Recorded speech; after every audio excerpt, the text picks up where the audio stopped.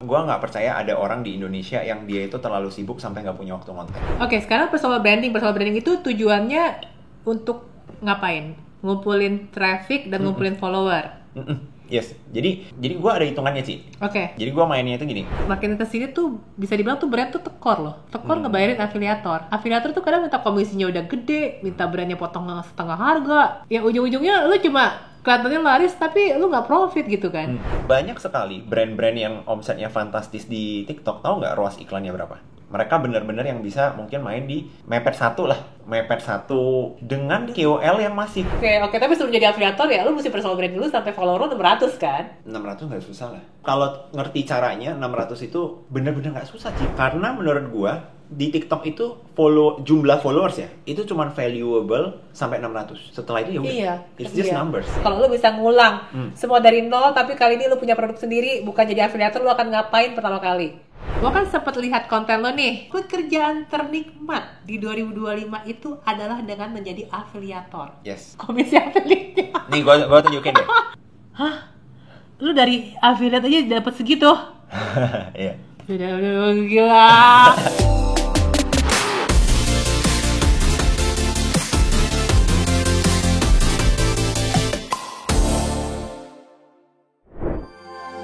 Video ini dipersembahkan oleh Lume Colors.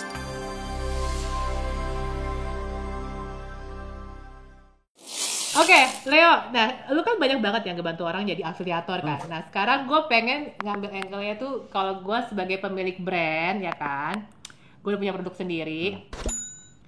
Gimana sih cara yang paling masuk akal buat gue itu masuk ke TikTok? Oke. Karena bentar, historicalnya gue itu selama ini adalah lebih sering marketingnya tuh pakai Meta Ads. Iklan di Facebook, Instagram, YouTube, atau Google gitu kan. Terus sekarang gue tuh, anggaplah gue buta sama sekali. Karena ini juga akan merepresentasikan pertanyaan banyak orang yang udah punya produk. Gimana cara bisa masuk TikTok? Oke. Jadi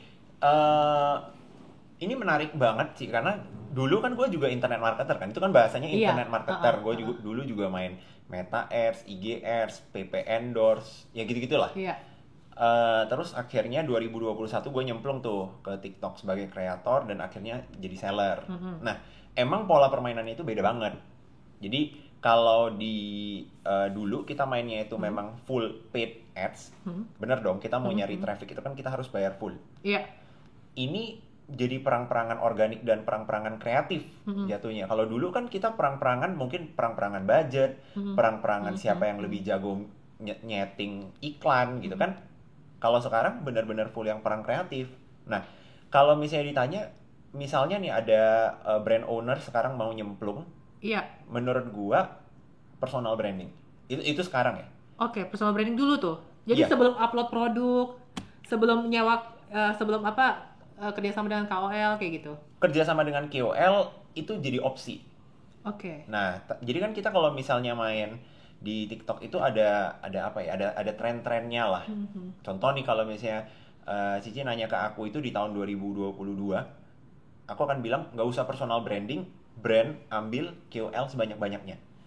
Cari KOL yang bagus. Itu di 2022 tuh. Itu 2022. Nah, itu permainan KOL.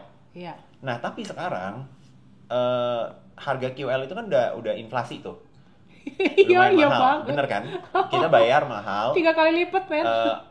Resultnya belum tentu ada, Iya. view-nya sekalipun ada belum tentu convert. Nah, akhirnya kan bergeser dong. Kita nggak bisa lagi pakai cara lama. Menurut gue sekarang yang paling efektif itu ya personal brand. Gitu. Either owner-nya muncul atau dia ciptain sosok untuk representatif dari brandnya gitu loh. Oke, sekarang personal branding itu tujuannya untuk ngapain? Ngumpulin traffic dan ngumpulin follower. Yes, jadi gue ada hitungannya sih. Oke. Jadi gue mainnya itu gini, gue beruntung karena gue punya background sebagai marketer dulu sebelum gue jadi content creator. Iya. Jadi tiap kali gue melihat view, gue akan selalu mengkonversi itu menjadi berapa nilai yang harus gue bayarkan kalau ini adalah iklan. Paham nggak? Contoh, gue bikin konten organik, 1 juta view. Iya. Maka di otak gue akan langsung ngitung nih, wah ini kalau gue ngiklan, Untuk mendapatkan 1 juta view, gue udah harus nge-spend gini nih. Oke. Artinya kalau gue bisa dapat result yang lebih murah dari iklan, berarti gue menang dong. Iya. Nah, kira-kira seperti itu. Nah, jadi goals kita ngonten itu adalah bagaimana kita datengin awareness ke akun kita, brand kita dengan harga di bawah biaya iklan. Kalau bisa aja kita udah menang. Secara nggak langsung kita udah mengalahkan sistem iklan gitu. Nah, lu sendiri kalau misalnya dengan sharing-sharing ini kan berarti kan lu itu memang target marketnya adalah, audiensnya yang pasti ngelihat konten lo adalah mereka-mereka yang mau jadi affiliate. Atau mereka-mereka yang mau bikin konten sebagai FYP kan. Nah, cara lo monetize-nya gimana? Cara gua monetize market ya? Pertama dengan yang gue tahu lo ada jual buku juga kan. Terus ada kelas juga. Enggak, jadi kita cuman ada buku, tapi memang salah satu USP dari buku kita itu adalah tiap pembelian buku itu kita kasih akses konsultasi setahun dengan mentor kita. Jadi ada tim mentor yang udah aku training. Jadi yang beli buku itu kan 300.000 tuh. Selama setahun bebas nanya. Gitu. Oke. Jadi kalau ditanya monetize-nya dari mana, salah satunya pastinya ya dari buku, dari produk edukasinya. Tapi di sisi lain banyak juga monetisasinya. Contohnya gue sendiri juga aktif sebagai affiliate. Dari sana kan gue dapet komisi tuh. Tapi lu ketika affiliate kan itu bisa dibilang, nah gue masih rada bingung ketika jadi affiliate.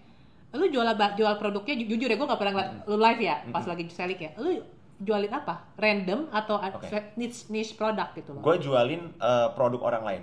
Iya, produk orang lainnya kategorinya tertentu atau semuanya macam-macam? Kalau case di gue itu campur. Oke. Karena gue ambil angle itu adalah gini, Ci. Gue tahu audiens gue itu adalah afiliator. Iya. Gue tidak menjual produk ini ke mereka untuk mereka pakai. Tapi gue jual ke mereka, kalau kamu mau beli, kamu bisa pakai ini untuk jadi bahan kontenmu. Karena ini barang-barang yang lagi viral nih gitu. Bener, nah jadi yang gue jual itu adalah produk-produk yang lagi trending. Dan dalam tanda kutip lebih gampang lah dijual. Gitu. Iya.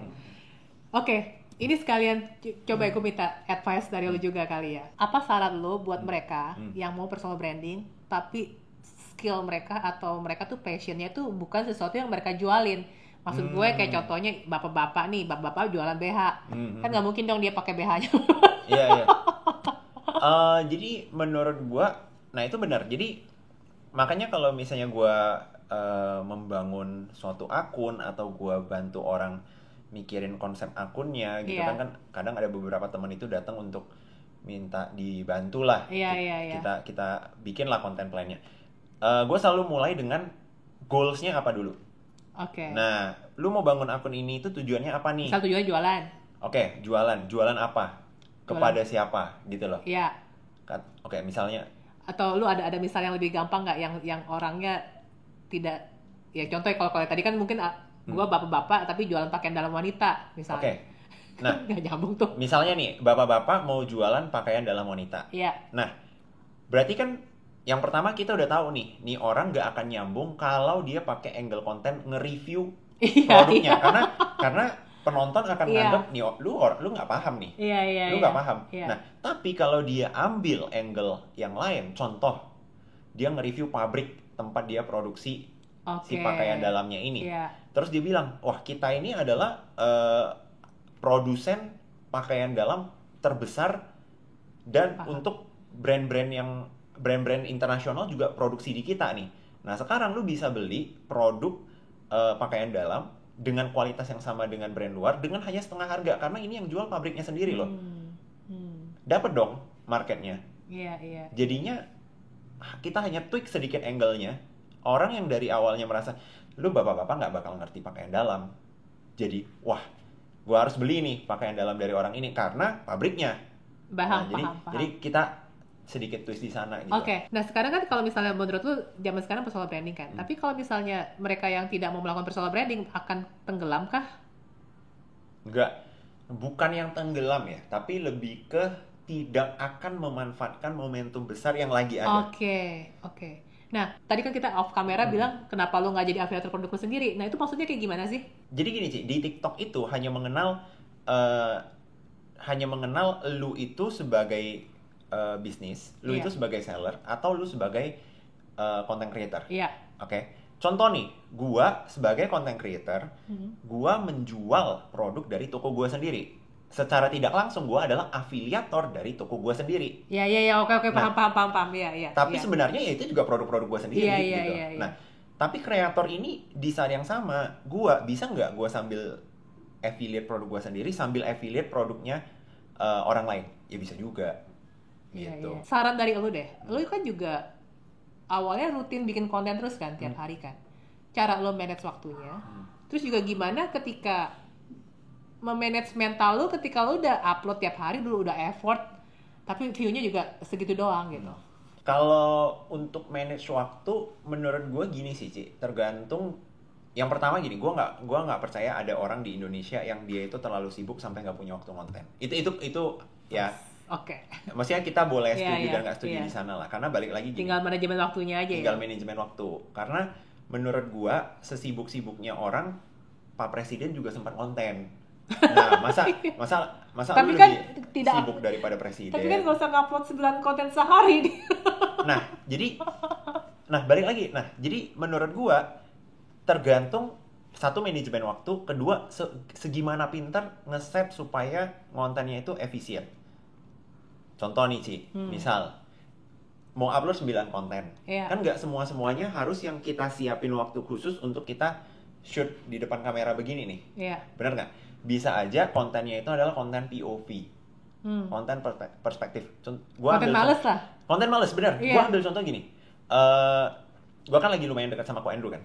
Percaya nggak? Ko Andrew itu sampai di titik mungkin 3 bulan yang lalu atau 2 bulan yang lalu tidak pernah sekalipun nyalain kamera dan dia ngonten begini. Tidak pernah. Karena kenapa? Karena dia belum kebiasa untuk ngomong di depan kamera. Dia nggak bisa bikin konten yang sengaja. Nah, tapi tetap mau muncul. Solusinya apa? Pinternya itu adalah dia ambil angle di mana contoh nih, dia lagi briefing karyawannya. Maka di sebelah sini akan ada kamera yang nge-shoot dia. Jadi sebenarnya dia lagi bicara sama karyawan. Dia lagi briefing atau lagi memotivasi karyawan. Tapi dia ambil angle di sini nih. Jadinya dia dapat konten tanpa dia harus menyisihkan waktu khusus untuk konten. Kedua, kalau misalnya kita udah bangun tim yang memang oke lah gitu ya. Itu kan kita harus deketin dulu ideation kita apakah sejalan dengan si tim kita. Itu ya memang butuh proses. Nggak bisa yang langsung instan. Gua hire tim, dia udah bisa punya ide yang sama kayak gua, nggak mungkin. Nah, tapi setelah itu kita dapat, ya menurut gue udah gampang banget sih, karena kadang ideation juga bisa datang dari mereka gitu. Benar. Gitu. Jadi menurut gue harusnya nggak ada orang di Indonesia yang nggak punya waktu untuk konten, karena jujur konten itu bukan yang perlu 1 jam kok gitu loh, 15 menit juga. Karena video kita yang kita shoot untuk diposting di TikTok kan durasinya cuma 1 menit, maksimal paling lama bisa berapa lama gitu kan, 2 menit.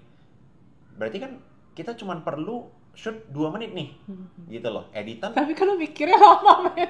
Nah, makanya mikirnya itu bisa kita malah lagi editing. Nah, kalau dari gue jarang banget, ya balik lagi nggak semua orang itu sama ya. Cuman kalau dari gue udah nggak pernah lagi nyediain waktu khusus untuk mikir ide, Ci. Jadi ide itu gue pikirin di saat gue lagi ngerjain hal-hal yang lain atau dia pop up. Oke, paham. Kayak misalnya nih lagi di mobil, gitu kan macet. Ya udah gue sambilan duduk, ini bisa nih konten nih. Gue tulis dulu. Baru nanti tinggal di improve pas syuting. Iya. Dan ini ya, menurut gue balik lagi ke teman-teman. Kalian merasa ngonten itu perlu apa enggak? Karena gue nggak bisa memaksakan orang yang merasa ngonten itu tidak perlu dan tidak penting untuk bisa menyisihkan waktu supaya dia mau ngonten. Karena dia akan ngeprioritasin hal lain, gitu. And it's okay, gitu. Tergantung niat dulu ya. Tergantung niat dan seberapa penting. Kalau belum niat ya selalu akan ada pembenaran lain. Benar. Ya udah. Oke, sekarang kita balik lagi ke topik pemilik brand. Setelah dia personal branding, dia udah mulai dikenal nih. Langkah selanjutnya ngapain? Oke. Pertama gue share dulu ya benefit dari lu punya personal branding yang kuat. Oke. Sekarang ini personal brand yang kuat itu aset. Menurut gue itu aset. Dulu itu kalau misalnya kita sebagai pengusaha, dulu kita misalnya kenalan nih, kita kan tukaran apa, kartu nama. Bener nggak? Oh, nih orang direktur nih, dari apa? Sekarang kartu nama udah nggak laku, men. Kayak Emang? bener nggak? Iya. Kayak gue nggak pernah lagi ketemu orang, minta dong kartu nama lu. Bahkan jujur ya, kalau ada yang ngasih gue kartu nama, gue nggak akan pernah baca lagi. Itu gue jujur-jujuran Iya, aja, iya. karena gak relevan buat gue. Iya. Gitu. Yang gue pengen tahu adalah, yuk kenalan, IG lu apa, TikTok lu apa, next time gue bakal kontak dari sana ya. Kalau Oke. kita mau keep in touch atau dari WA Iya. gitu loh. Tapi kalau lu kasih gue kartu nama, itu nggak bakal gue pegang lagi. Gue bakal masukin ke tas, ya tiba-tiba gue buang aja lah. Iya. Bukan karena gue nggak menghargai, tapi udah nggak relevan. Ngerti. Dan aset itu, personal branding itu adalah aset. Contoh, kalau gue nggak personal branding, nggak mungkin gue pindah dari Medan, dari daerah, Oh. gue bisa ada di sini gitu loh. Oke. Gue bisa kayak lu undang gitu ke sini. Iya, Itu kan iya, semua iya. karena personal branding. Iya. Gitu. Dan gue bisa jualan, gue bisa ngonten, ada yang mau beli. Ya itu kan Iya. semua adalah personal Iya, branding. Iya, iya. Jadi menurut gue kalau teman-teman di sini brand owners punya personal branding yang kuat, coba jangan lihat itu cuma dari perspektif yang gue bisa jualan. Sebenarnya benefitnya nggak cuma itu loh. Kita bisa collab dengan KOL tanpa Betul. perlu bayar. Kita bisa, karena mereka juga merasa beneficial ya collab dengan kita kan kalau kita punya followers. Terus kita bisa nego dengan banyak stakeholders dari perusahaan kita. Misalnya, gue mau bangun kantor nih, butuh vinil, lu mau nggak isi? Boleh, hemat. Jadi untuk sekarang punya personal branding yang kuat itu sebuah aset lah. Betul. Itu betul sebuah banget. aset, bener-bener Iya. aset Iya. gitu. Kalau nggak, kenapa tiba-tiba para konglomerat semua mau konten sih? Kan mereka nggak mungkin orang gabut yang gue lagi gabut nih, udahlah gue muncul di depan kamera supaya se-Indonesia tahu muka gue dan gue berkesempatan dihujat. Kan nggak mungkin dong. Mereka mending lu nggak kenal gue tiap hari main golf, ya udah gue hidup happy gitu loh. Tapi mereka pasti melihat sesuatu gitu. Oke, terus next setelah personal branding? Setelah personal branding, maka kan gini, biasanya kalau personal brandingnya naik, si brand ini kan akan ngikutin, Iya. karena dia nempel terus nih. Iya. Nah, jadi kesempatan untuk si brand ini bertumbuh dengan biaya yang murah, itu jadi ada. Karena dia bisa nengger sama orang ini. Nah, balik lagi ke konsep yang tadi gue bilang, tiap kali gue dapet view tertentu itu gue selalu ngitung di otak, ini kalau gue ngiklan bayar berapa. Nah, jadi ibarat kata kita bisa mulai sebuah brand tanpa kita perlu keluarin cost super gede untuk marketing di depan. Karena gue yakin Cici pasti ngerti kan kalau misalnya kita bikin brand di awal, mungkin sekarang ya, yang mahal itu udah bukan cuma sekedar biaya produksinya lagi, bahkan sekarang pabrik-pabrik lu mau MOQ berapa ratus pun dilayani gitu loh. Ada pabrik yang mau ngelayanin. Tapi yang mahalnya itu adalah, katakanlah MOQ 500 piece. Gimana cara lu jual 500 piece ini?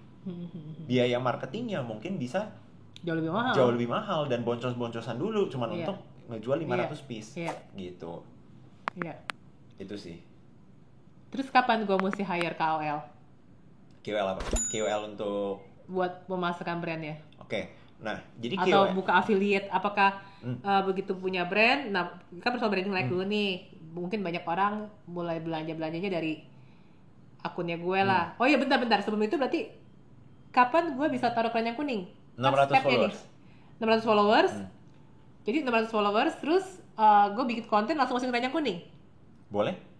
Jadi opsinya itu adalah mau masukin keranjang kuning boleh, mau tetap ngonten bangun personal branding dulu juga boleh. Karena kan itu jadi pilihan si pemilik akunnya tuh. Oke, tapi kan sering kali ya, ini pertanyaan yang sering banget ditanya, view-nya jelek kan kalau misalnya langsung masuk keranjang kuning. Iya, memang optimasinya beda. Jadi kemarin kan gue main ke kantor TikTok, kantor ByteDance sebenarnya. ByteDance itu kan parent company-nya TikTok di China. Iya. Jadi gue nanya langsung ke merekanya nih, gue bilang, apakah di China juga ada case seperti ini nih? Kenapa kalau kita ngonten, posting ada keranjangnya, itu view-nya lebih sepi? Nah, jadi jawaban mereka itu adalah gini, optimasi TikTok untuk konten non keranjang dan keranjang itu beda. Kalau non keranjang, maka dia akan menyasar audiens yang Bukan bocil. goals-nya itu adalah nonton. Oh, nonton. Benar. Oh, bentar, ini yang non keranjang. Non keranjang. Oke, sorry. Kalau keranjang, dia akan menyasar audiens yang goals-nya itu adalah Belanja. Nah, pastinya audiens belanja itu lebih kecil dong ketimbang audiens nonton. Terus juga kalau produk yang kita taruh keranjang kuningnya belum ada yang beli juga katanya itu mempengaruhi ya. Belum pernah ada yang beli, jadi memang itu produk bukan viral atau nggak pernah dipasarkan oleh orang-orang lain atau Bener, nama-nama karena gini, karena satu produknya itu sudah tidak bisa mendatangkan traffic. Produk juga bisa mendatangkan traffic, Ci. Iya. Contoh, ada makanan viral. Iya. Katakanlah ada apa ini? Pas video ini dibuat lagi viral ini, Ci, di TikTok. Ada kayak permen lah, permen rumput laut namanya, permen rumput laut lagi viral banget gitu loh. Nah, jadi semua kreator dengan sengaja beli permen rumput laut ini untuk dikontenin dan dipasang keranjang. Karena kenapa? Karena produk mereka kalau FYP pun belum tentu 100% karena merekanya. Tapi karena si produk rumput laut ini gitu. Jadi produk juga punya trafficnya sendiri. Maksud lu mereka itu bisa jadi FYP karena justru memasukkan produk rumput laut ini di dalam keranjang kuning mereka? Bukan karena dimasukin ke keranjang kuning, tapi karena produknya ini sudah banyak yang nyari. Karena TikTok itu adalah learning, sistemnya itu learning. Jadi bagaimana seorang yang tidak dikenal bisa setidaknya punya kesempatan masuk ke layar dengan kita jangan jangan sotoy lu yang mau muncul, lu nggak bisa muncul, lu harus nempelin dulu sesuatu yang memang lagi dicari. Ibarat kata pansos lah, pansos dari tren, gitu. Dan itu yang bahkan sampai sekarang masih gue lakuin karena itu adalah kayak cara mainnya ya memang. Apa yang lo lakuin, coba diperjelas lagi. Ini contoh nih, lagi ada topik yang viral gue bahas. Lagi ada topik yang trending gue bahas. Gitu. Terutama yang spesifik ya. Lu bisa tahu aja itu lagi viral tuh, maksud gue bisa you are one of the first to know itu lagi viral tuh dari mana sih? Ada orang dalam yang bisikin lu juga? Enggak, tapi kita ada tim riset. Tim riset dari timnya lu atau dari timnya TikTok? Timnya lu? Tim gue. Dan sekarang kan tools untuk nyari tren itu kan banyak ya. Iya. Ada yang memang dari TikToknya ada yang dari third party juga ada. Yang lo rekomend third party apa? Kalau third party, nah kebetulan gue pakainya itu apps kayak website yang luar sih. Jadi itu nggak yang untuk di share lah. Oh gitu.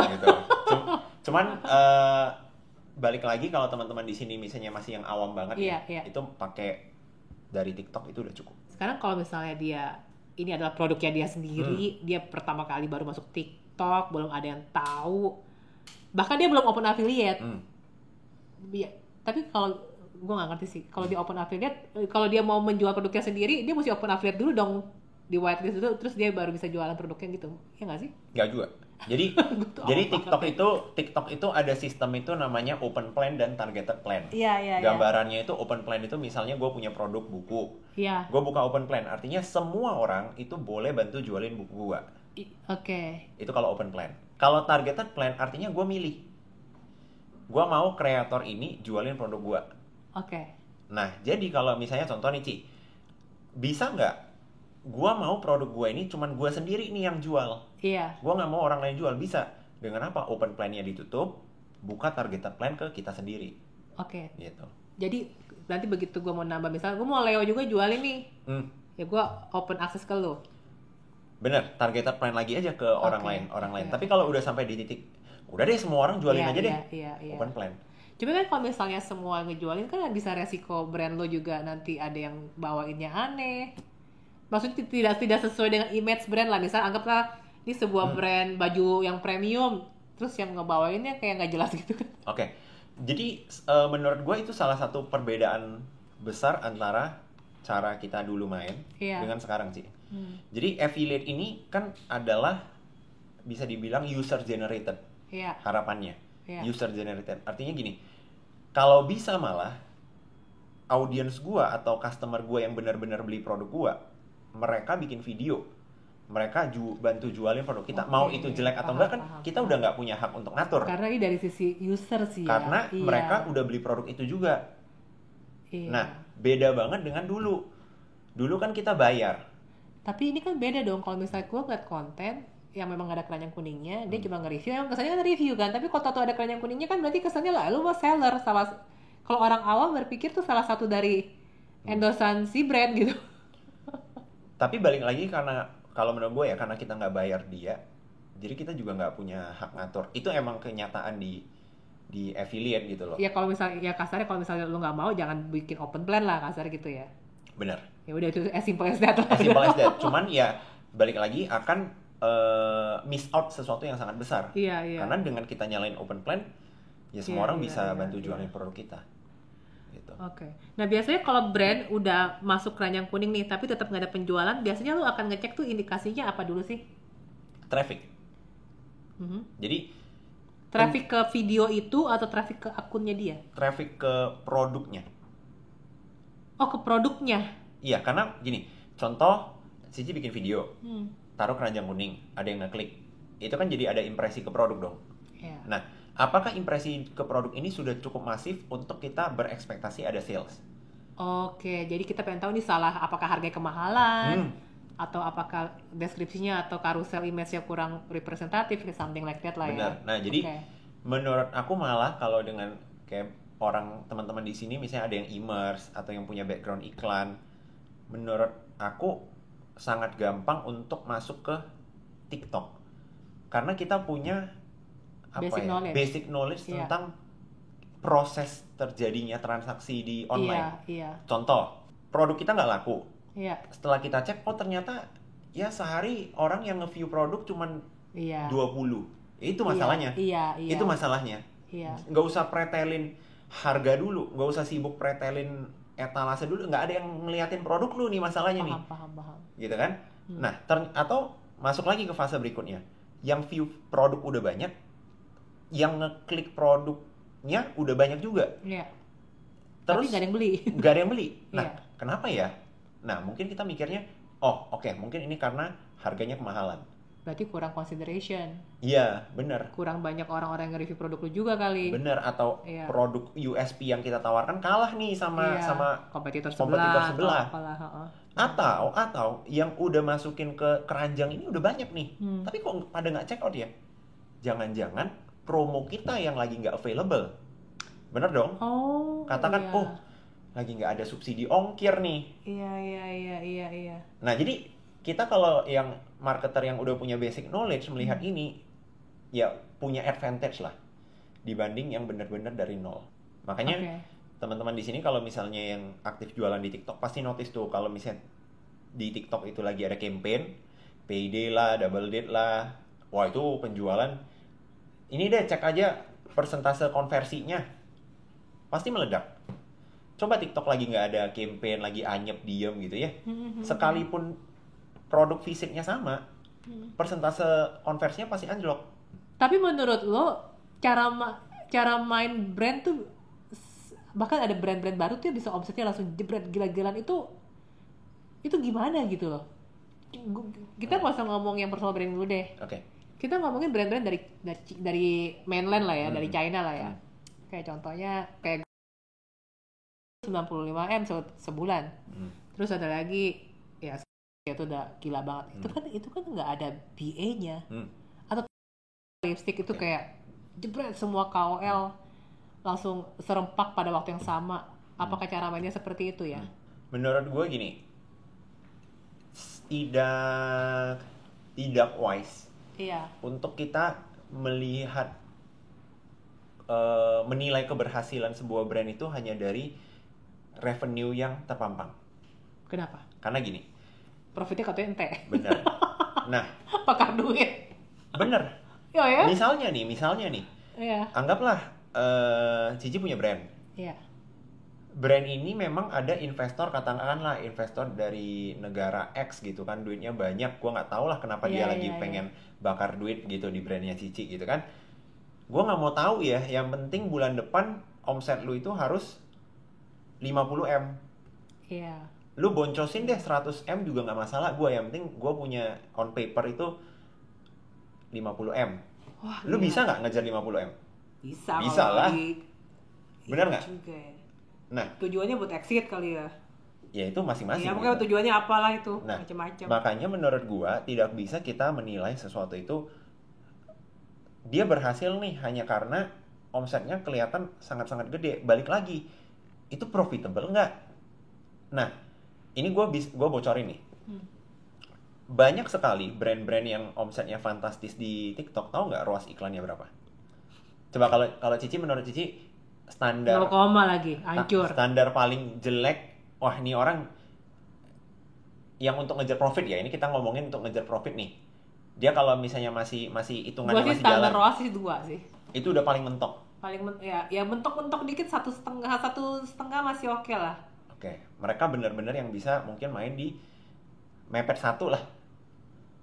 Mepet 1 dengan KOL yang masif. Bayangin. Tunggu bentar.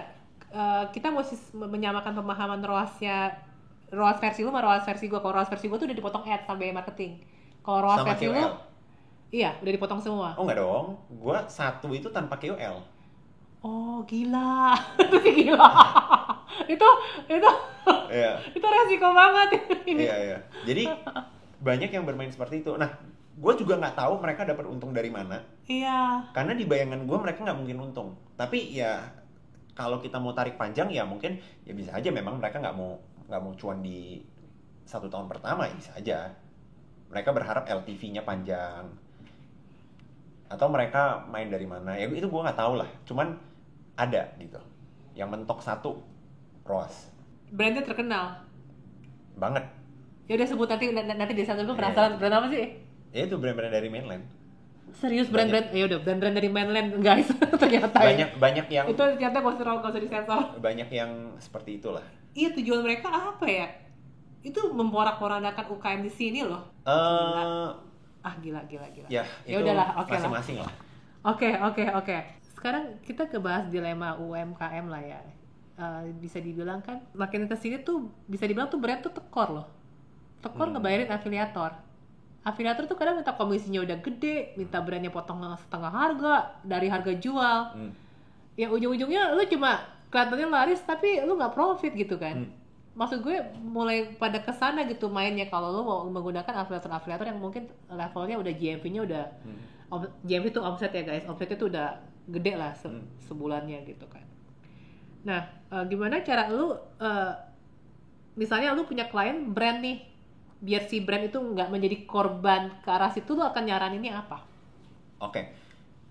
Shifting penjualan dari afiliator, dari yang kita terlalu bergantung sama afiliator, kita shifting balik ke internal kita. Personal branding lagi. Personal branding atau akun dari internalnya, konten internalnya. Iya. Gitu. Karena kan ini kayak pilihan lah, Ci. Misalnya kita kalau gua bahasakan ini di bisnis yang konvensional ya. Lu mau jualan produk lu sendiri, lu bikin perusahaan distribusi untuk produk lu sendiri, atau lu mau lepas keuntungan untuk orang yang menjadi distributor dari produk lu. Itu kan selalu ada 2 pilihan itu. Nah, kalau mau keuntungannya gede, lu bisa atur semuanya, tapi lu nggak masalah ribet, ya silahkan lu bikin aja perusahaan distribusi untuk brand lu sendiri, ntar lu pasarkan sendiri. Nah, tapi kalau misalnya nih lu terlalu bergantung sama distributor yang bukan dari perusahaan lu, suatu hari dia katakan gue mau nego harga nih, gue mau begini nih, gue mau begitu tuh, term of payment bla bla bla, kan kita juga kegencet gitu. Jadi sebenarnya konsep bisnisnya itu mungkin dari dulu itu sama aja, cuman sekarang namanya itu berganti menjadi brand dan afiliator, brand dan KOL. Nah, gue kan sempat lihat konten lo nih, kayak baru-baru inilah, lo sampai quote something yang sampai jadi viral lah, bahwa pekerjaan ternikmat di 2025 itu adalah dengan menjadi afiliator. Yes. Bahkan lo sendiri berapa komisi affiliate-nya? Nih gue tunjukin deh. Lu mau lihat komisi affiliate gue nggak sih? Tapi ini sebulan terakhir atau berapa tahun terakhir lagi? Nggak, yang penting yang udah gue kumpulin nih. Nah, lu kumpulinnya berapa bulan terakhir nih? Lupa gue. Tapi nggak usah di-spill ya nilainya. Jadi kayak lu tahu aja. Oke.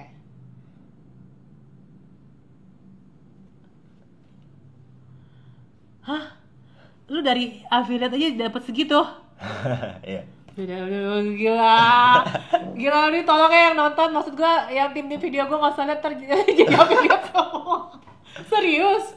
Gue juga mau aja jadi affiliate. Yuk, langsung jadi affiliate. Karena gini Ci, ini di luar kita ngomong di luar dari komisinya ya. Oke. Kita ngomongin dulu seberapa enaknya jadi affiliate sekarang. Ini gue dengan pengalaman, gue pernah coba ngelamar kerja ditolak, gue pernah jadi internet marketer, gue jadi content creator, gue buka all shop, Terus jadi pemilik brand juga pusingnya banyak kan? Brand.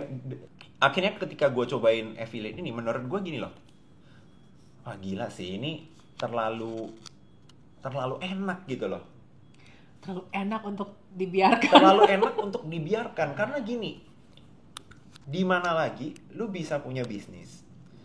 Lu dalam tanda kutip lu dagang. Bener dong, affiliate itu dagang dong. Bisa dibilang bisnis juga dong. Tapi bisnis pribadi. Gitu kan. Lu jualan produk, lu secara tidak langsung jadi reseller dari banyak brand sekaligus. Tanpa lu perlu ngestok.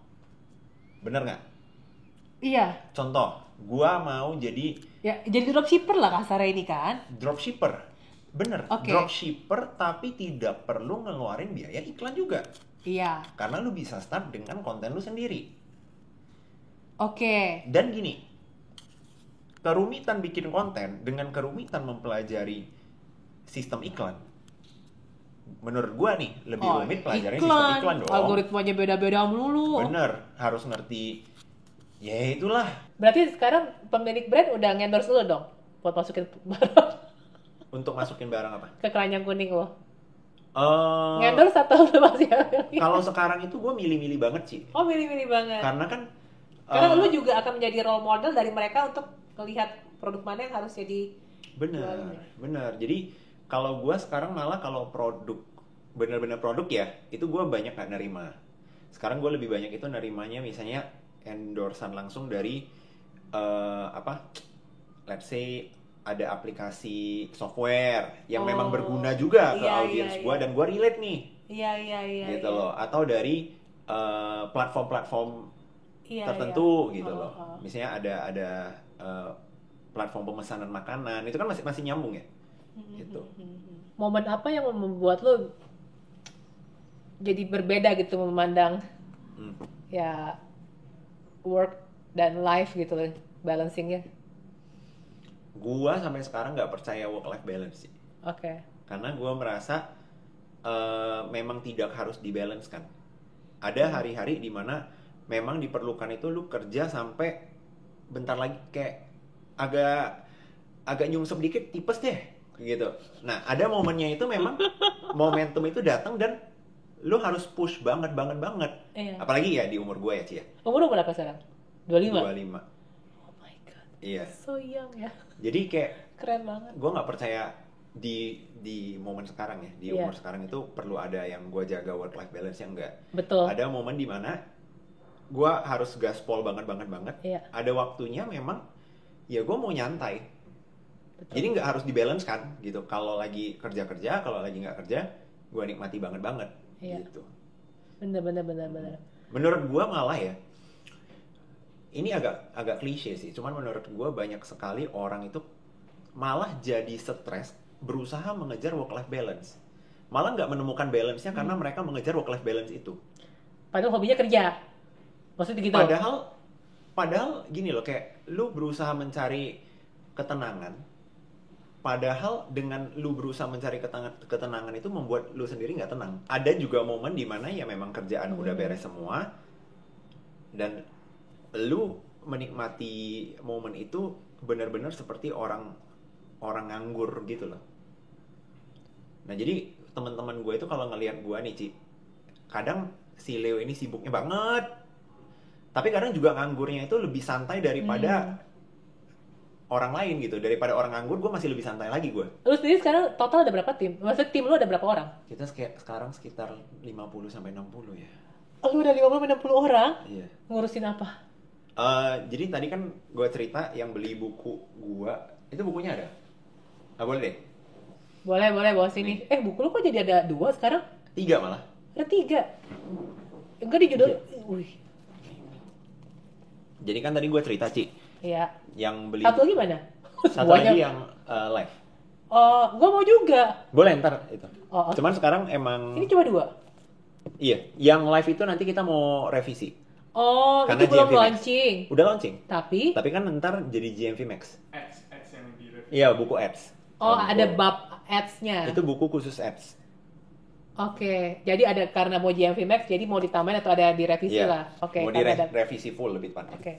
Iya. Jadi tadi kan gue cerita yang beli buku. Jadi kalau teman-teman beli buku ini 200-an ribu itu dapat konsultasi setahun.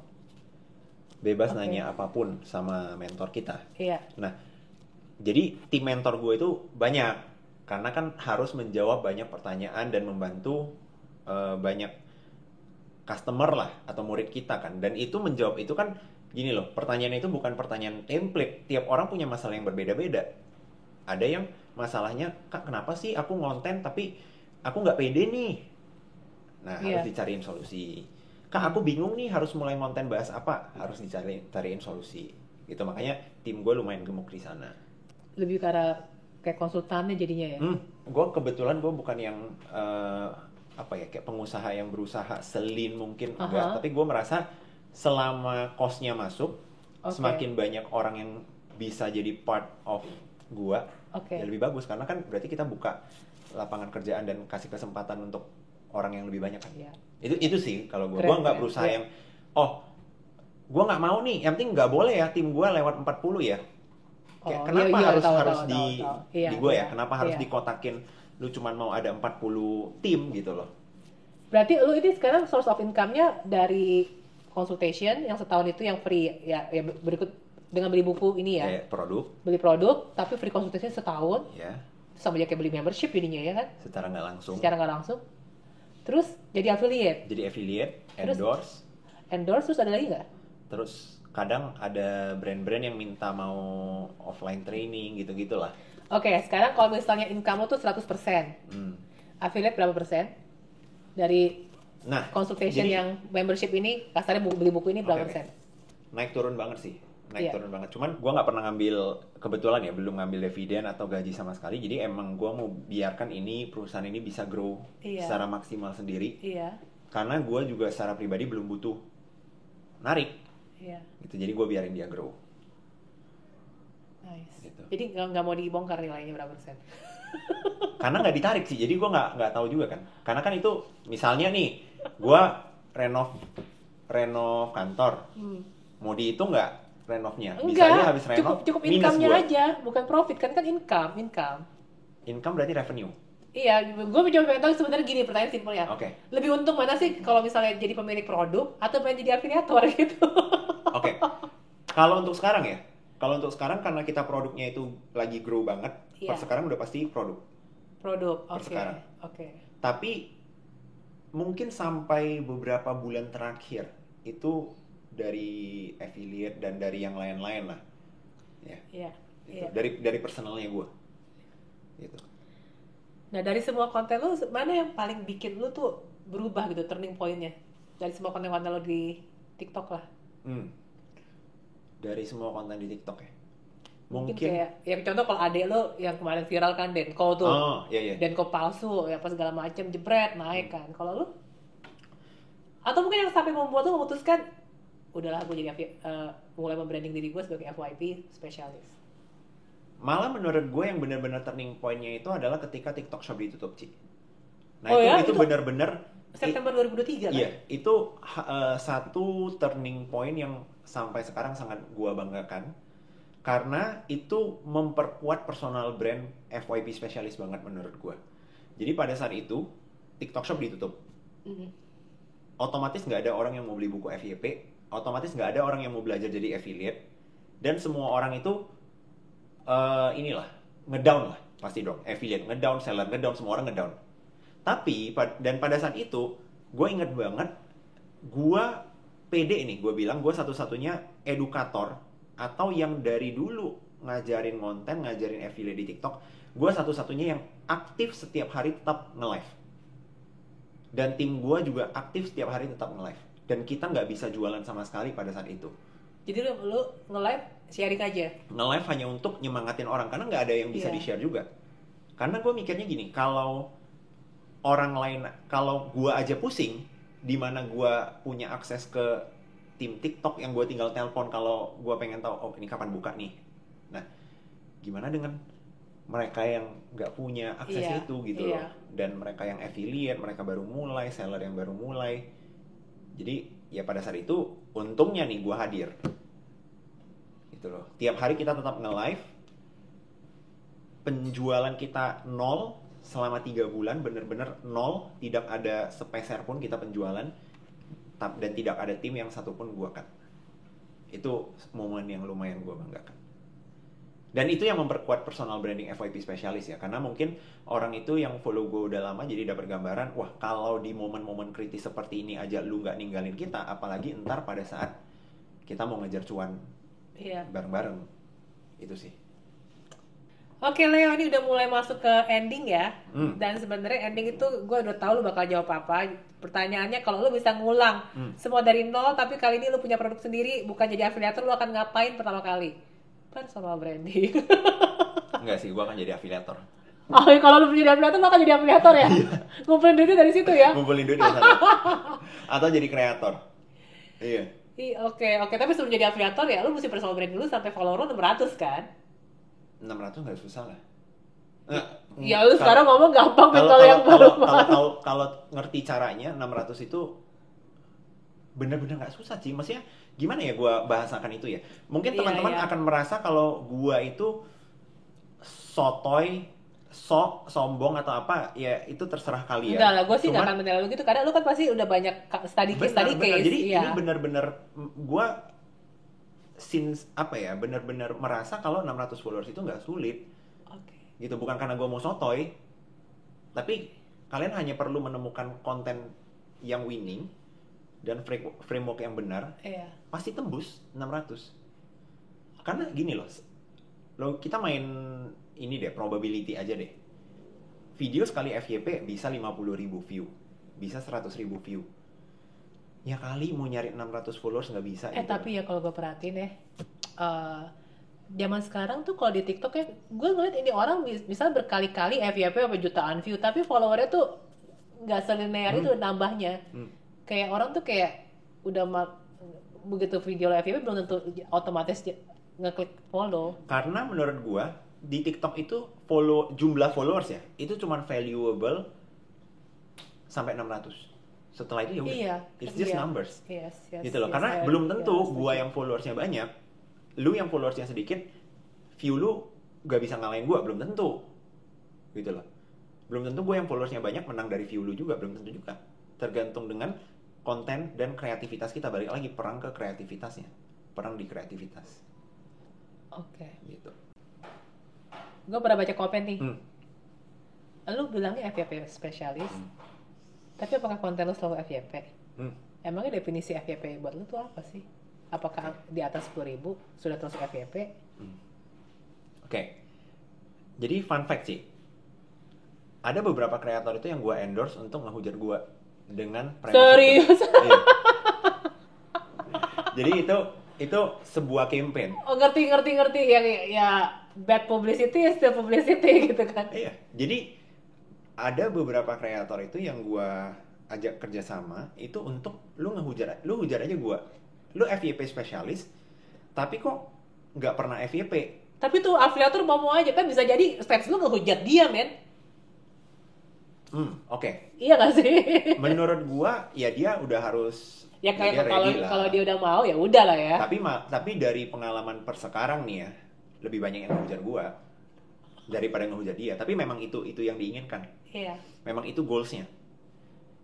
Karena itu adalah game yang gua nggak bisa rugi. Kenapa? Karena balik lagi attention game. Dengan gua ciptain campaign kenapa FYP spesialis nggak pernah FYP, sekalipun gua bener-bener nih, walaupun gua FYP ya, sekalipun nih gua nggak FYP, tapi attention yang gua direct ke akun gua menyebabkan gua FYP.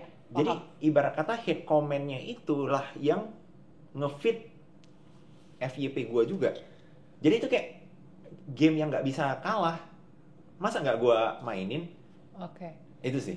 Jadi balik lagi ke pertanyaan, sorry. Apa standar FYP di gua? Tiap akun itu menurut gua beda-beda nih. Contoh, kalau misalnya kalian bisa mendapatkan, kita kan bisa lihat analytics sih. Nih praktek langsung deh. Ya pokoknya kalau di atas 1 menit masih berapa puluh persen ya nggak sih? Kalau di atas berapa? Misalnya, kalau di atas 5 detik. Standar gua ya, kalau misalnya penontonnya itu bukan pengikutnya itu lebih banyak nih. Iya.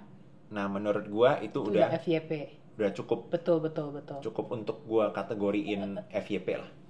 Lu kalau ngeliat matriksnya lebih dari di situ atau indikatornya sekarang dari, kalau nggak salah, gue lupa dia udah ngomong atau bukan ya. Di detik kelima itu masih ada 80% yang nonton. Itu menurut gua ketinggian sih. Ketinggian sih ya. Nggak semua video itu bisa begitu.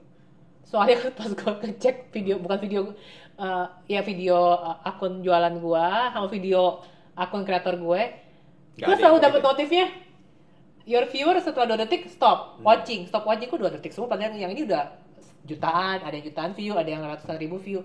Jadi kayaknya itu susah dijadikan tolak ukur. Memang nggak bisa, itu terlalu tinggi malah. 5 detik 8 yang stay masih 80%. Itu hebat banget ya. Itu terlalu tinggi. Yang di titik gue nggak yakin itu achievable. Iya, kalau menurut gue achievable, ini average dari yang video-video lu tuh rata-rata lu pasti kan lu kan seneng ngulik kan. Kalau dulu berapa? Kalau gua nih ya, yang penting gua jaga selama dia 5 detik pertama 50% kali ya. Ya, masih 50%. Oke. Bahkan masih kalau 5 detik ya. Iya. Ya 50% masih oke banget lah. Menurut gua masih oke banget. Oke.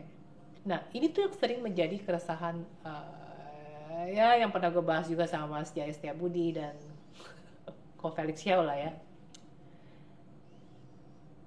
Ibaratnya lu sendiri kan bukan mencontohkan, lu tuh mengendorse TikTok sebenarnya menurut gue dengan ngajarin orang-orang affiliate. Menjadi affiliate. Oke. Kesannya bukan ini ya. Jadi sehingga orang-orang tuh makin terpicu untuk selalu bikin drama. Karena memang orang kita juga demennya nonton drama. Tapi semakin kita tapi kalau orang demen nonton drama terus dicekokinnya itu terus, ya lama-lama ya rusak kan generasi kita, kasarnya gitulah. Nah, lu tanggapan lu sendiri gimana? Apakah cara mainnya memang harus seperti itu sekarang? Jadi menurut gue itu gini. Ini ngomongin lebih dari sisi moralitas nih. Iya. Menurut gue itu gini. Balik lagi ke goals akhir lu itu untuk ngejahatin orang atau enggak, atau malah lu mau nge-build mereka, lu mau mereka punya outcome yang lebih baik. Ini untuk yang lo ajarin sebagai affiliate ya? Atau case apapun. Iya.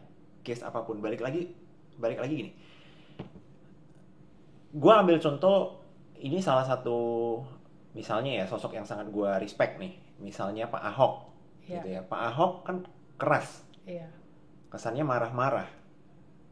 Orang akan bisa punya argumen, apakah ucapannya Pak Ahok tidak akan membuat orang lain itu atau generasi muda itu mencontoh kalau kita itu ngomong itu harus keras dan teriak-teriak dan tidak kebalikan dari santun lah istilahnya. Tapi kan balik lagi, masalahnya itu bukan di bagaimana penyampaiannya juga, tapi efeknya loh. Efek akhirnya bagaimana? Gitu loh. Ngerti. Nah, katakanlah gue di sini minta orang untuk ngehujat gue. Orang yang datang ujung-ujungnya belajar atau enggak gitu. Sekarang gue kalau nge-live tiap kali ada yang naik, banyak banget yang cerita itu gini, Ci. Gue mau ngaku dosa. Gue dulu adalah salah satu orang yang pernah ngehujat lu. Gue bilang lu itu ya itulah penipu lah, FYP spesialis nggak pernah FYP lah. Iya. Sampai akhirnya gue makin penasaran. Gue coba nih, bener nggak nih orang nih? Akhirnya gue follow. Atau dia bahkan nggak follow, dia cuma tontonin doang. Tapi dia makin tonton kok. Ini kok bagus nih, gitu, ilmu nih. Nah, pertanyaan gue, kalau misalnya action, ini gue nanya ke lu nih ya, kalau misalnya action di awal yang ngedramain itu outcome-nya banyak orang terbantu seperti ini, apakah akan tetap dilakukan?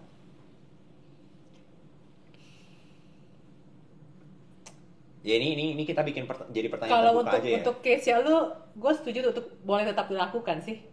Oke. Tapi kalau untuk case-nya yang akhirnya banyak orang jadi sengaja bikin drama, nyenggol orang, biar nama dia naik, nama dia keangkat, bikin settingan, waktu gue.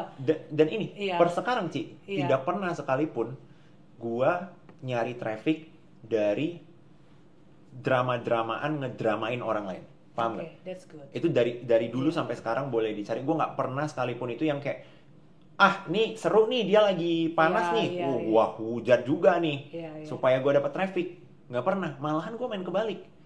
Gimana caranya orang cukup kita kerja sama yuk, lu ngehujat gue aja nggak apa-apa. Yang kalaupun rugi, yang rugi siapa? Gue. Itu sih. Nah, itu yang gue pertahankan sampai sekarang. Keren banget Leo. Oke, ini pertanyaan terakhir. Ini sekaligus pesan, lo boleh ngarepin situ kali ya, ke wajah yang situ. Apa pesan lo buat orang-orang yang selama ini menganggap, oke lah TikTok itu memang ngasih kita makan, tapi ngejerat kita juga pelan-pelan. Oke. Pesan-pesan lo buat orang-orang yang menganggap TikTok itu kayak sejahat itu apa? Karena kan pasti ada pro and kontranya kan. Oke. Mungkin pesan gue buat teman-teman di sini, kalau ada yang beranggapan kita nggak ngomongin TikTok lah, kita ngomongin apapun itu yang kamu merasa e-commerce atau apapun lah, banyak hal. Kan ini orang ngasih makan dulu di depan, tapi akhirnya pelan-pelan menjerat.